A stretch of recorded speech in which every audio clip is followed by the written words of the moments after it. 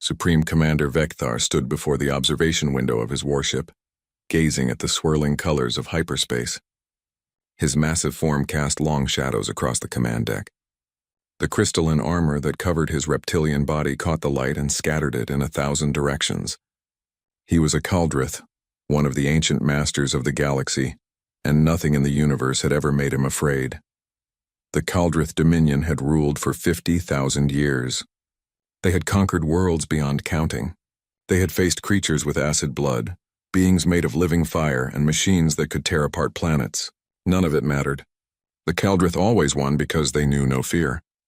Their biology made them perfect warriors. Multiple hearts pumped their blood. Backup organs could take over if the primary ones failed.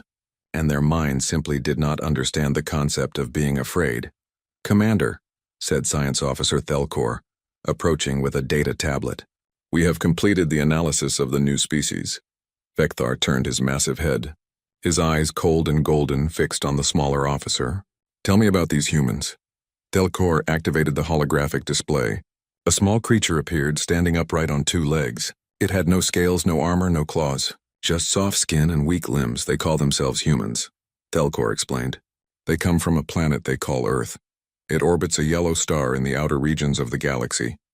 Our initial scans show they are extremely fragile. Their bones break easily.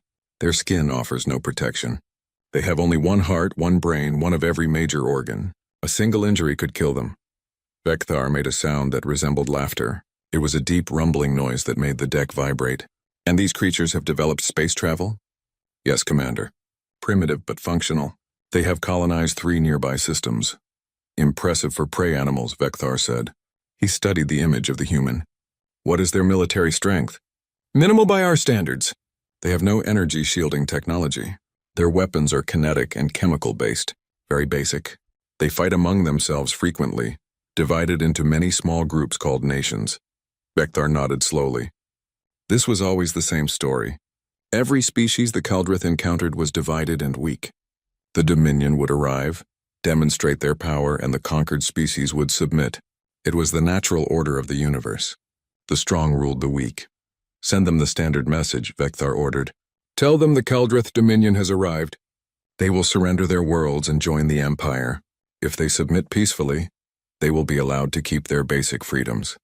If they resist, they will be crushed." The communications officer sent the message. The entire bridge waited in silence. Minutes passed. Then the reply came. A human face appeared on the screen.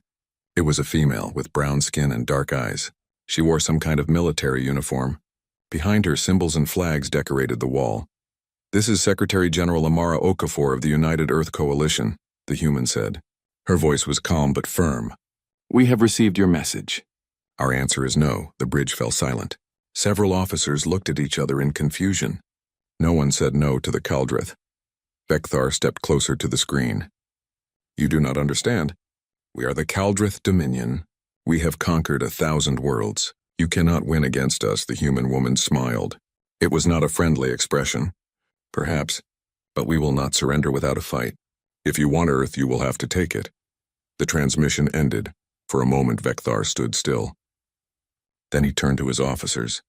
"They think they can resist. How amusing. Prepare the invasion fleet. We will take their homeworld first. When they see our power, they will beg to surrender." The Kaldrith war machine moved into action. 300 warships entered the Sol system. They were massive vessels, each one capable of destroying cities from orbit. The fleet arranged itself in a perfect formation around Earth. The blue and green planet hung in space, beautiful and defenseless. "Scan for defense platforms," Vecthar ordered. "We detect approximately 50 orbital defense stations," the tactical officer reported. "They are armed with missile systems and railguns. No energy weapons. Destroy them." The Kaldrith ships opened fire. Beams of superheated plasma lanced through space. One by one, the human defense stations exploded. It took less than an hour. The humans launched fighters and missiles, but they were like insects attacking a mountain. The Kaldrith shields absorbed everything. "The orbital space is clear, Commander," the tactical officer said. "Begin landing operations. Take their major cities. Show them the futility of resistance." Landing pods fell from the sky like meteors. They struck the surface of Earth across every continent. Kaldrith soldiers emerged, each one 3 meters tall and covered in armor that could withstand most weapons. They expected the humans to run, to hide, to surrender. Instead, the humans fought. They fought in the streets of their cities. They fought in the forests and mountains. They fought with guns and explosives and anything they could use as a weapon. It was pointless, of course. Kaldreth soldiers were superior in every way.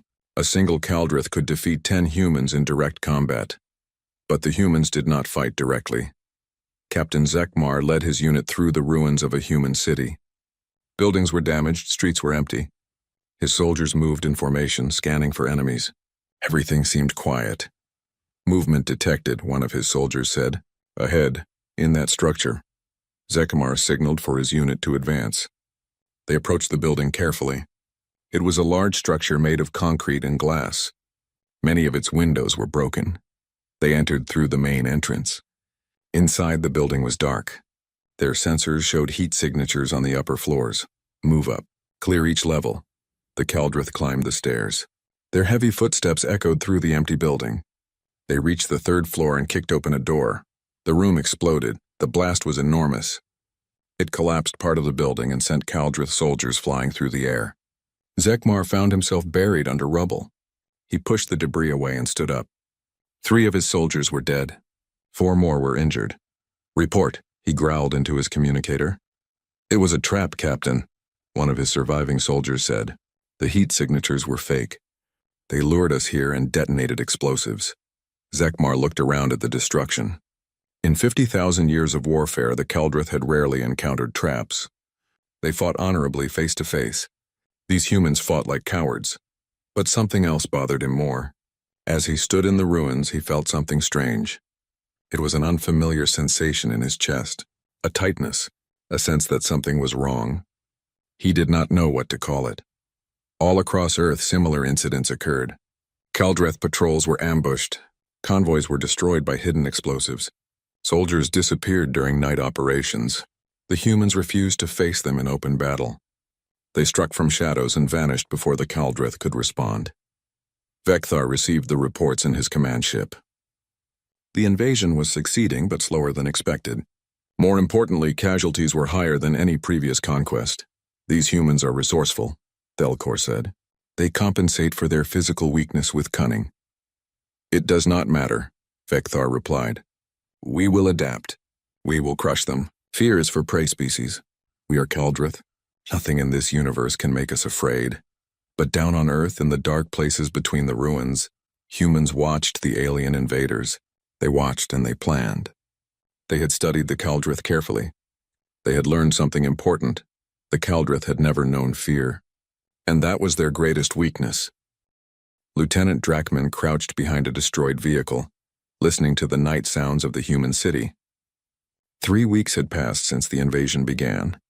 His unit had been assigned to patrol the ruins and eliminate any remaining human resistance. It should have been simple work.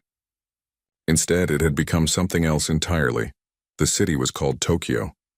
It had once held millions of humans. Now it was empty, or so it seemed. But Drakman knew better. The humans were here. They were always here, watching from the shadows. Sir, motion detected at 200 meters, his scanner operator said. The soldier's voice carried a tremor that Drakman had never heard before. Fear was supposed to be impossible for the Kaldreth, but something was changing. Direction? North. Inside that tall building with the broken windows, Drakman studied the structure through his tactical visor. It was a dark tower half collapsed. Send the drone. A small flying machine launched from their position and buzzed toward the building.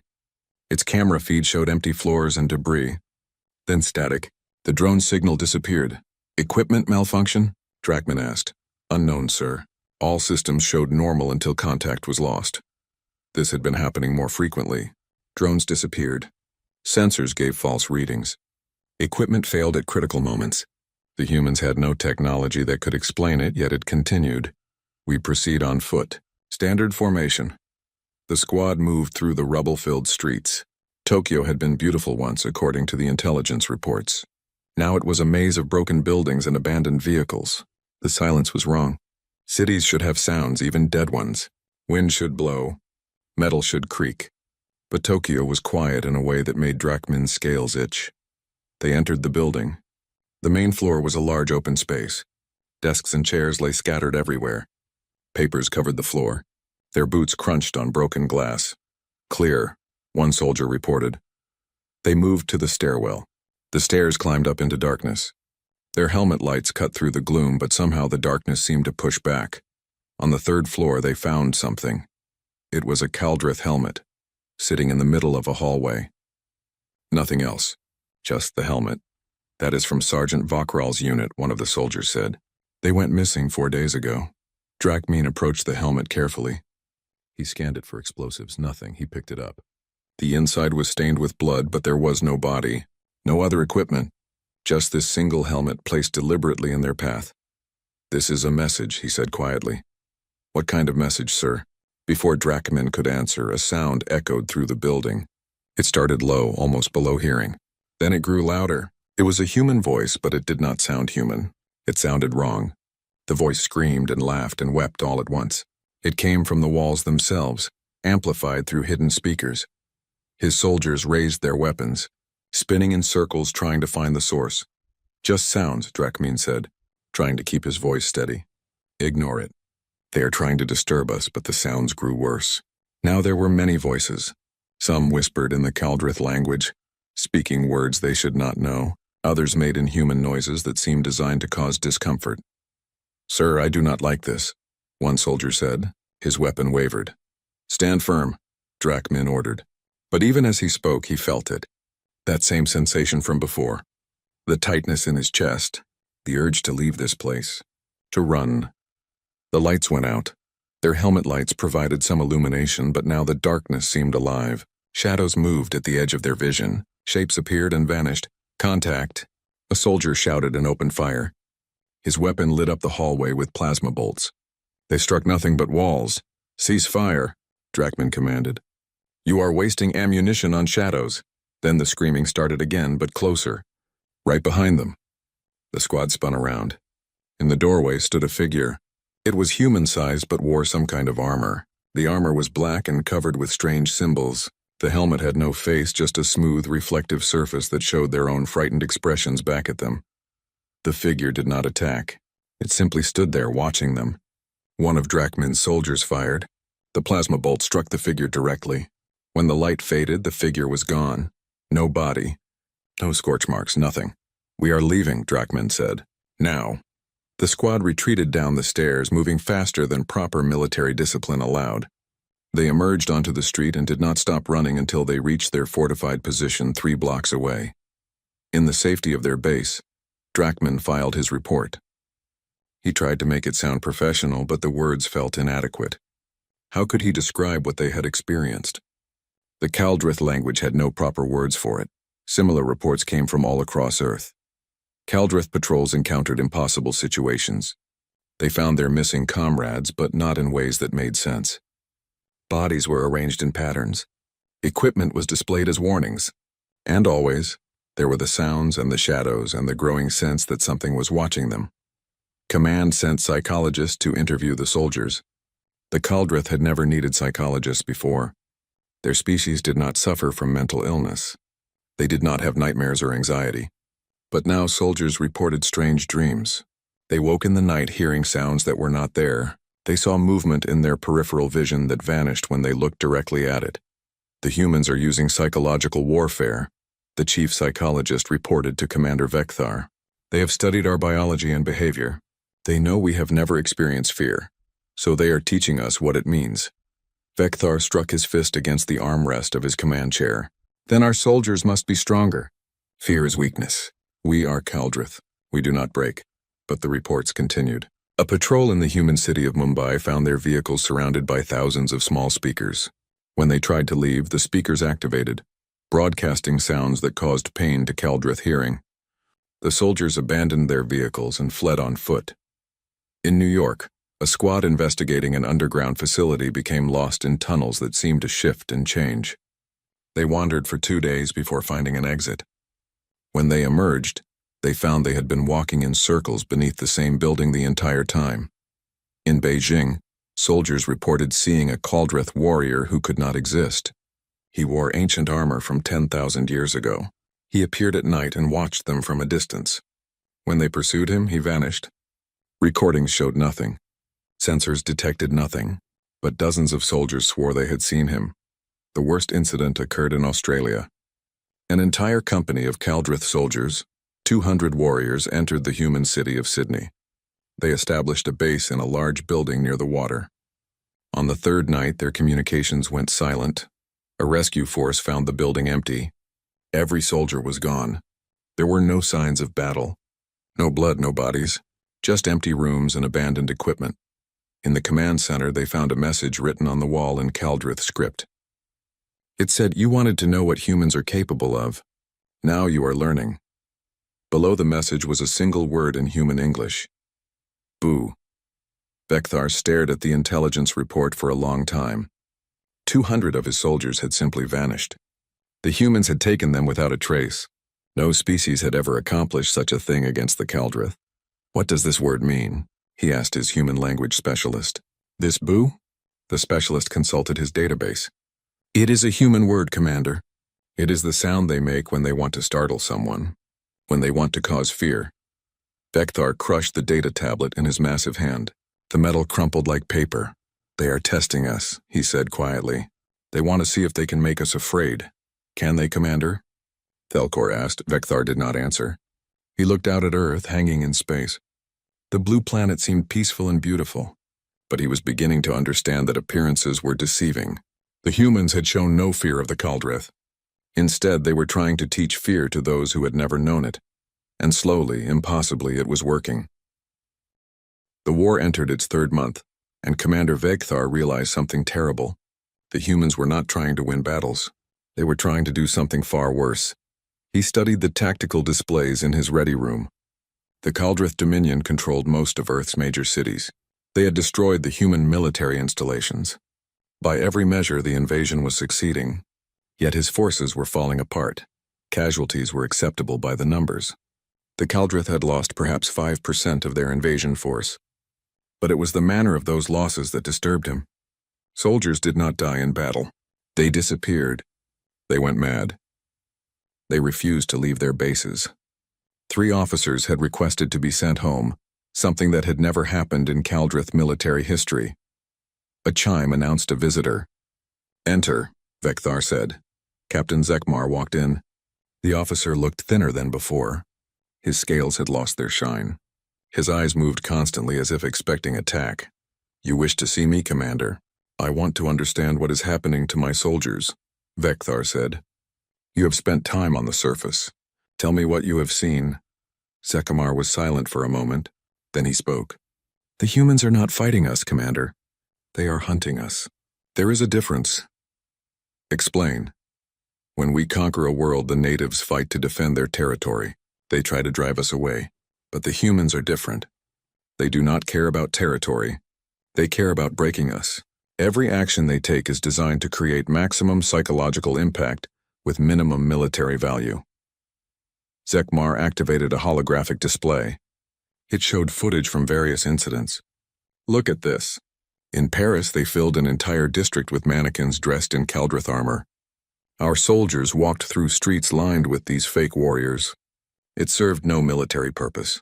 It was simply designed to create unease. Another image appeared. In Cairo, they broadcast the sound of Caldrith death cries through the city every night at the same time. Our soldiers began to dread that hour. More images followed. Each one showed a different form of harassment, misdirection, or psychological manipulation. "They are teaching us to be afraid," Zekmar said. "And, Commander, I think they are succeeding." Before Vekthar could respond, an urgent communication came through. "Commander, we are receiving a message from human leadership. They are requesting a meeting." "A surrender?" Vekthar asked. "Unknown, sir. They are asking to discuss peace terms," Vekthar considered. Perhaps the humans finally understood they could not win. "Where do they want to meet?" "They have suggested neutral ground. An island in the Pacific Ocean. They say it is uninhabited and easily secured. Prepare a diplomatic team. Have Prince Kethral lead it. He has experience in accepting surrenders. Take a full security detail." 2 days later, Prince Kethral and 50 Caldrith soldiers landed on a small tropical island. The beaches were white sand. Palm trees swayed in the breeze. It seemed peaceful. The humans had already arrived. Their delegation numbered only 10 people. They stood near a simple table under a tent. Secretary General Okafor was there along with several military officers. Prince Kethral approached confidently. He was young for a Kaldrith royal, only 800 years old. He wore ceremonial armor that marked his status. "I am Prince Kethral of the Kaldrith Dominion. We are here to accept your surrender." Okafor smiled that same cold smile she had shown before. "We are not surrendering, Prince. We wanted to show you something," she gestured. The humans at the table stepped back. That was when Kethral realized the tent was not empty. Hidden beneath the table, explosives had been placed. But more than that, the entire beach was a trap. His security team shouted warnings, but it was too late. Explosions erupted from beneath the sand. Kaldrith soldiers fell, their armor unable to save them. The prince's personal shield activated, protecting him from the initial blast. He tried to run, but humans emerged from concealed positions. They were not using normal weapons. They used some kind of sticky compound that hardened instantly, trapping his legs. He fell to the sand, immobilized. His guards were dead or dying around him. The humans approached slowly. They carried cameras, recording everything. Kethral struggled against the bonds, but they would not break. For the first time in his long life, he felt completely helpless, vulnerable. The humans stood over him, and he saw something in their eyes. Not hatred. Not anger. Something colder. They looked at him the way he had always looked at lesser species, like prey. Okafor knelt beside him. "Prince Kethral, I want you to understand something. Your people think fear is weakness, but fear is what kept our ancestors alive when predators hunted them. Fear is what made us clever. Fear is what drove us to create weapons and tools and civilization. You have never known fear, so you never learned to master it." She stood up. "We are going to teach you what fear means, and we are going to show your people what happens when you make humans afraid. We do not run from fear. We become it." The humans moved out of camera view. Kethral was alone with the recording devices. He tried to remain calm to show Kaldrith's strength. But as minutes became hours, and the sun beat down on him, and he remained helpless on the beach, something changed inside him. The broadcast reached every Kaldrith ship and base in the system. They watched as Prince Kethral, one of their nobles, lay trapped and helpless. They heard his breathing become rapid. They saw his scales change color with stress. They witnessed the moment when the prince, bred from the strongest warrior lineage in Kaldrith history, began to beg. The transmission lasted 6 hours before it ended. The humans released Kethral alive and returned him to the Kaldrith. He was physically unharmed. Mentally, he was destroyed. He could not speak. He could not meet anyone's eyes. The royal prince, who had never known fear, now could not stop shaking. But the humans were not finished. They began broadcasting new material to every Kaldrith device they could reach. Not military intelligence, not propaganda, entertainment. They sent movies, stories, historical records, everything humanity had created about fear and horror and terror. Kaldrith soldiers watched films about humans hunting each other. They saw documentaries about human serial killers who murdered for pleasure. They read accounts of human wars where entire populations were slaughtered. They learned about human torture methods refined over thousands of years of practice. The Kaldrith had always believed they were the predators of the galaxy. Now they learned what apex predators really looked like. Humans had evolved on a death world. They had climbed to the top of the food chain not through strength or armor, but through intelligence and ruthlessness. They had survived by being more dangerous than everything that tried to kill them. Fekthar ordered his officers to block the transmissions, but it was too late. The information had already spread through the fleet. Soldiers discussed it in quiet voices. They shared the stories. They wondered if the humans were really capable of such cruelty. Then the humans began their next phase. Kaldrith ships started reporting strange sensor readings. Vessels appeared at the edge of their detection range and then vanished. At first, the Kaldrith thought it was sensor glitches. Then they realized the truth. Human ships were following them, tracking them, not attacking, just watching. A Kaldrith patrol cruiser detected a human vessel on its scanners. The captain ordered his ship to pursue. They chased the human ship for 3 hours through the outer system. Every time they got close, the human ship would accelerate away. The Kaldrith ship followed, determined to catch it. Finally, they cornered the human ship near an asteroid field. The Kaldrith captain ordered weapons to fire. The human ship exploded beautifully, debris scattering in all directions. The Kaldrith crew celebrated. They had finally killed some humans in direct combat. Then their sensors detected movement. Behind them, around them, everywhere. 30 human ships decloaked surrounding the Kaldrith cruiser. They had been there the entire time. The single human ship had been bait. The human ships did not fire. They just sat there, weapons pointed at the Kaldrith cruiser. For 10 minutes nothing happened. The Kaldrith crew waited for death. Then the human ships turned and left. They jumped to hyperspace and disappeared. The Kaldrith captain filed his report with shaking hands. The humans could have destroyed them. Instead, they chose to let them live. To let them know they had been completely at their mercy. Similar incidents occurred across the theater. Human forces appeared and vanished. They struck at unexpected times and places. They never committed to major battles. They simply proved again and again that they could reach the Kaldrith whenever they wished. Vekthar received reports of declining morale. Soldiers refused to go on patrol. Some requested to be placed in the brig rather than return to Earth's surface. Medical officers reported a new phenomenon: Kaldrith warriors having nightmares. The concept had not existed in their species before. A delegation of his senior officers requested a private meeting. They filed into his ready room, and Vekthar saw something in their faces that shocked him. Doubt. "Commander," Fleet Admiral Troxon said carefully, "we must consider the possibility that this war cannot be won." "We have overwhelming superiority," Vekthar replied. "In ships and weapons, yes. But the humans are not fighting that kind of war. They are fighting here."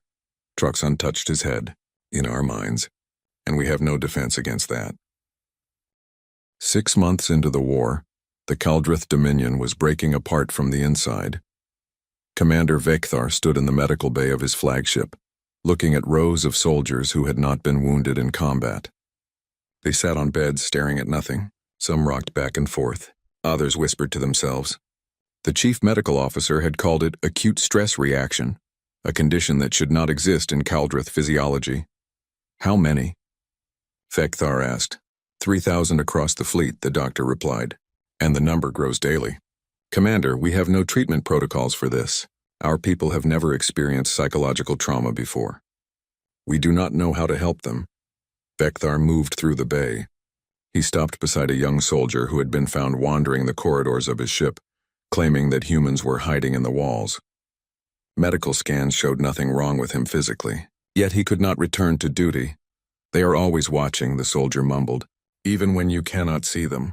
They are there, in the dark places, in the quiet moments. They never stop watching." The soldier looked up at Vekthar with eyes that had seen too much. "Commander, we should not have come here. These humans, they are not like other species. There is something wrong with them. Something broken. And now that brokenness is inside us too." Vekthar left the medical bay feeling older than his 2,000 years. He had fought in hundreds of battles, conquered dozens of worlds. He had never retreated, never doubted. But now, for the first time, he wondered if he had made a terrible mistake. The humans had escalated their operations. They no longer limited themselves to military targets. Now they attacked Kaldrith psychology on every front. On Earth, they coordinated what they called nightmare events across multiple cities simultaneously. In London, every electronic screen activated at midnight showing disturbing images and sounds. Kaldrith soldiers found themselves surrounded by thousands of monitors displaying eyes, just eyes watching them. The soldiers could destroy the screens, but more would activate. The eyes followed them everywhere for 3 straight days before the broadcasts stopped. In Moscow, the humans somehow made the city completely dark. Every light went out. Emergency systems failed. The Kaldrith soldiers found themselves in absolute darkness for 12 hours. Their equipment worked, but the darkness seemed to resist their lights, swallowing the beams. In that darkness, soldiers reported hearing things, feeling things, presences that brushed against them and then vanished. In Delhi, the humans used sound, not the screams and cries they had employed before, but something worse. Silence. Complete and total silence. Every sound the Kaldrith made was absorbed somehow. Soldiers could not hear their own footsteps. They could not hear their own breathing. The absence of sound proved more disturbing than any noise. Several soldiers went mad from it. These events had no military value. They did not capture territory or destroy equipment. They existed solely to prove that humans could reach into Kaldrith minds and twist them. But the worst attacks came not on the battlefield, but in the quiet moments. Kaldrith soldiers began receiving personal messages. They would wake to find a message on their personal terminal, addressed to them by name. The messages contained information they should not have. Details about their families back home. Information about their private lives. Memories they had never shared. One soldier received a message that said, "Your mate is worried about you. She fears you will not return. We know where she is. We know where your children are. Sleep well." The message contained nothing threatening. It simply proved that humans knew everything. They could reach anywhere. No one was safe. The psychological operations reached a new level of sophistication. Human infiltrators, using technology the Kaldrith could not detect, began appearing on Kaldrith ships. Not in person, but as holograms, projections, ghosts. A soldier would glimpse a human figure in a corridor. When they investigated, nothing would be there. Security footage showed nothing. Sensors detected nothing, but dozens of witnesses swore they had seen something. The most disturbing reports came from the capital ships. Several bridge officers reported seeing the same human repeatedly. She was a woman wearing a black uniform. She never spoke. She simply appeared, watched for a moment, and then vanished. The sightings always occurred at night, during low activity periods. The woman appeared behind consoles in doorways reflected in screens. They called her the Observer. Some soldiers believed she was real. Others thought she was a mass hallucination. A few wondered if the humans had developed technology so advanced it appeared magical. Vekthar did not believe in ghosts. But when he saw the woman himself, standing in his ready room at 3 a.m, he came close to believing in something impossible. She stood by his window looking out at the stars. When he turned to look directly at her, she was gone. But he could have sworn she smiled before vanishing. Back on Earth, the human resistance revealed new tactics. They began releasing captured Kaldrith soldiers. At first, this seemed merciful. Then the released soldiers returned to their units and began spreading stories. They spoke of the places where humans kept prisoners. Dark facilities where Kaldrith warriors were not tortured but studied. The humans wanted to understand Kaldrith psychology completely. They ran experiments. Not painful ones, but disturbing nonetheless. They would place a Kaldrith in a room and then make him believe things that were not real. They manipulated perception, creating false realities that felt completely real. One released soldier claimed he had spent 3 months in captivity. The humans had made him experience scenarios designed to create specific emotions, fear certainly, but also uncertainty, dread, paranoia. When they released him, they gave him a message to deliver. "They said to tell you this," the soldier reported to his commanders. "They said, we could have killed you all by now. We have chosen not to. We want you to understand what it means to be truly afraid. Because fear is a gift. It teaches wisdom. And you have never learned that lesson." The Dominion's client species, the civilizations that had submitted to Kaldrith rule, watched with growing interest. For 50,000 years, these species had served the Kaldrith because resistance was impossible. The Kaldrith were invincible. Now they were not. Rebellions began on the frontier worlds, small at first, easily suppressed. But the mere fact of rebellion was significant. The client species sensed weakness. The Kaldrith reputation for invincibility was cracking. Vekthar received reports of uprisings on 7 different worlds. He did not have forces to spare. Every soldier was needed for the Earth campaign. The humans had trapped him. He could not withdraw from Earth without appearing weak. But he could not win on Earth either. In desperation, he authorized the use of heavier weapons. Kinetic bombardment platforms were moved into position over major human population centers. The message was clear: surrender or millions will die. The humans responded with a video message. Secretary General Okafor appeared on every screen in the Kaldrith fleet. "Commander Vekthar," she said, her voice calm, "you believe you can frighten us with threats of death. You do not understand humans. We have always lived with death. It does not scare us the way you think, but we know what scares you now. You are afraid of the dark. You are afraid of being watched. You are afraid of uncertainty. These are the gifts we have given you." She leaned forward, looking directly into the camera. "If you use those weapons, we will not surrender. Instead, we will show you what humans become when they have nothing left to lose. We will board your ships. We will hunt every one of you. We will turn this war into a nightmare that will haunt your species for the rest of your existence. You think you have seen what we are capable of? You have seen nothing, but we offer you an alternative. End this war, go home. Live with the fear we have taught you. Let it make you wiser, because the universe is full of species who can teach you much harder lessons than we have. Vekthar watched the message 3 times. Then he did something no Kaldrith commander had ever done. He called a council of war and spoke words that felt like poison on his tongue. We cannot win this war. His officers sat in stunned silence. The humans are not trying to defeat us militarily, he continued. They are trying to change us, to break something fundamental in our nature, and they are succeeding. Our soldiers are traumatized. Our fleet is compromised. Our empire is beginning to fracture. If we continue, we will destroy ourselves. Fleet Admiral Truxon spoke carefully. Are you suggesting retreat, Commander? I am suggesting survival, Vekthar replied. The humans have taught us something we never knew. Fear is not just an emotion, it is a weapon, and we have no defense against it. In the darkness of space, human ships continued their silent vigil.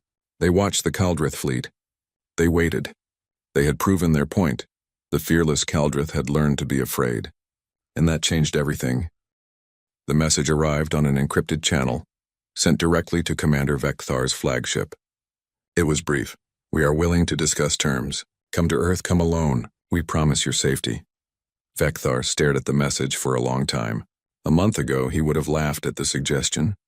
The mighty Kaldrith commander going alone into enemy territory? Impossible, foolish, but that was before. Before he learned what fear meant. Before his empire began to crumble. Before he understood that pride was a luxury he could no longer afford. He went. The shuttle descended through Earth's atmosphere without incident.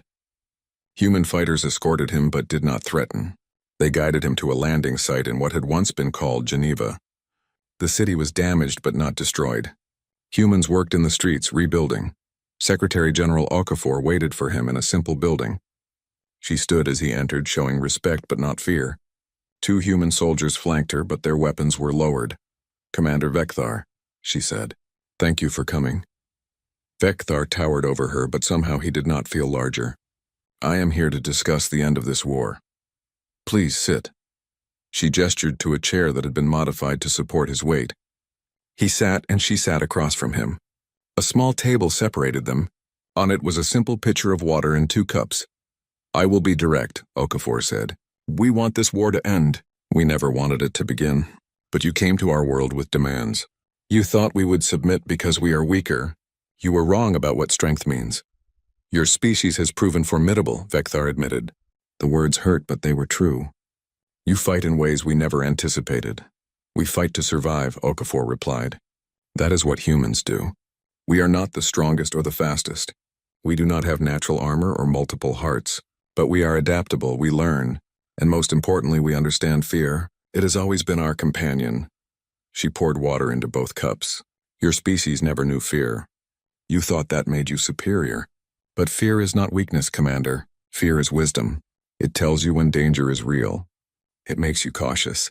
It keeps you alive. You never learned that lesson, so you never learned to be truly brave. Brave? Vekthar's voice carried confusion. You say we are not brave? Bravery is not the absence of fear, Okafor said. Bravery is acting despite fear. Your soldiers charge into battle because they do not understand the danger. That is not courage. That is ignorance. Humans charge into battle knowing we might die, knowing we are afraid and choosing to fight anyway. That is the difference. Vekthar was silent, processing her words. He had never considered this perspective. In Kaldrith culture, fear was always weakness. But perhaps the humans were right. Perhaps there was wisdom in knowing when to be afraid. What are your terms? He asked. First, immediate withdrawal of all Kaldrith forces from Earth and its colonies. Second, reparations for the damage caused. Third, and most important, a fundamental change in how the Kaldrith Dominion operates. You want us to surrender our empire, Vekthar said. No, we want you to evolve beyond it. Your empire is built on conquest and domination. That model is outdated and cruel. We want you to offer your client species a choice. They can remain part of the Dominion as partners, or they can leave peacefully. No more forced subjugation. Vekthar felt anger rise. You ask us to give up everything we have built over 50,000 years? I ask you to build something better, Okafor replied. The galaxy is changing, Commander. Species are learning to work together instead of conquering each other. Humanity will be part of that change. You can join us or you can be left behind. But if you choose to continue as you have been, we will oppose you. And we have proven that we can hurt you. The truth of her words settled on Vecthar like a weight. His empire was already fragmenting. His soldiers were broken. The humans had defeated the Kaldreth without winning a single major battle. They had simply changed the rules of warfare. If we accept, he said slowly, what happens to us? To the Kaldreth? You become something new, Okafor said. We are willing to help. Human psychologists and philosophers can teach your people how to process fear, how to live with it instead of being controlled by it. It will not be easy. Your entire culture will need to change. But on the other side of that change, you will be stronger than before. You will have real courage instead of false fearlessness. She leaned forward. Commander, humanity does not want to be your enemy. We want to live in a galaxy where different species respect each other, where cooperation is valued more than conquest. Help us build that galaxy. Use your military strength to protect instead of subjugate. Become defenders instead of conquerors.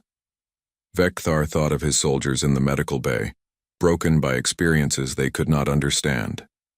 He thought of Prince Kethral, still unable to function after his ordeal. He thought of his own sleepless nights jumping at shadows. The humans had not destroyed the Kaldreth. They had changed them, and perhaps that change could lead to something better. I will need to consult with the High Council, he said. Of course, we are patient. But Commander, understand this. Peace is possible, but it requires both sides to choose it. We have shown you we can fight. Now we are showing you we can negotiate. The choice is yours. The negotiations took 3 months. The Kaldreth High Council resisted at first, proud warriors unwilling to admit defeat. But reports from the front lines told the truth they could not deny. The Dominion was collapsing. Client species were rebelling. Soldiers were deserting. The mighty empire was dying.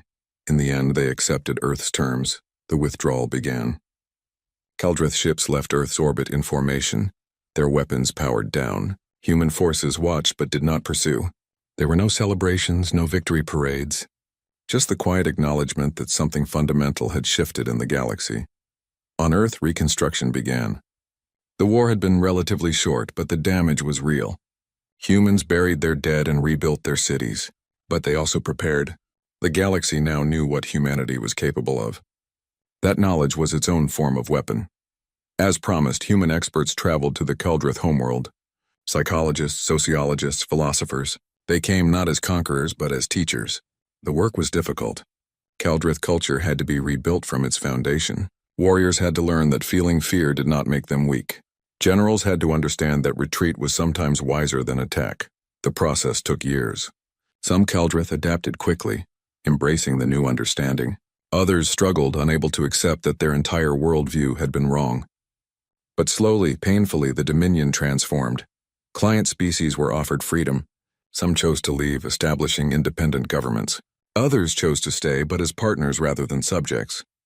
The Dominion became a federation, held together by mutual benefit rather than fear. Commander Vecthar, now retired from military service, worked closely with the human advisors.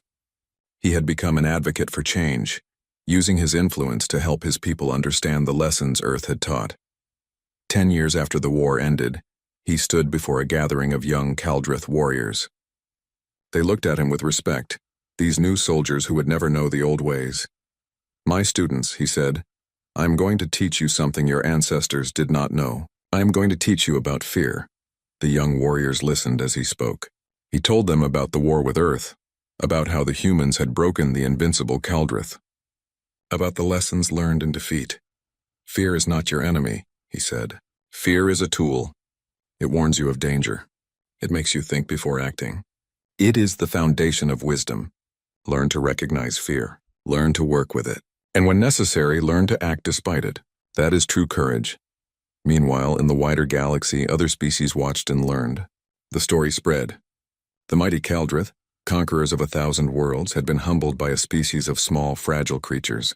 The humans had done it not with superior weapons, but with superior understanding of psychology and warfare.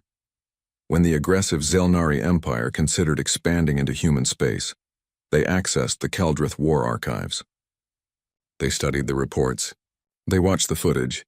They read the psychological assessments. They chose to send diplomats instead of warships.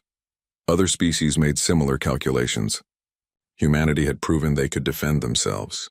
More importantly, they had proven they understood warfare at a level that transcended simple military strength.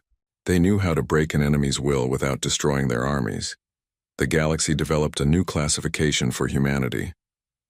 In the databases of 100 different species, humans were marked with the same designation. Species classification, nightmare. Approach with extreme caution. Do not provoke, but humans did not want to be nightmares. They wanted to be partners, friends, allies. They extended hands in peace to those who approached peacefully. They shared their knowledge, their art, their philosophy. They helped build the foundations of a new galactic community based on cooperation. But they also maintained their defenses. They never forgot the lessons of their own history. They knew that peace was only possible when potential aggressors understood the cost of war. 20 years after the Earth-Kaldrith War, Secretary General Okafor, now much older, stood before the United Galactic Assembly. Representatives from 50 species filled the hall, including a Kaldrith delegation led by Vecthar himself.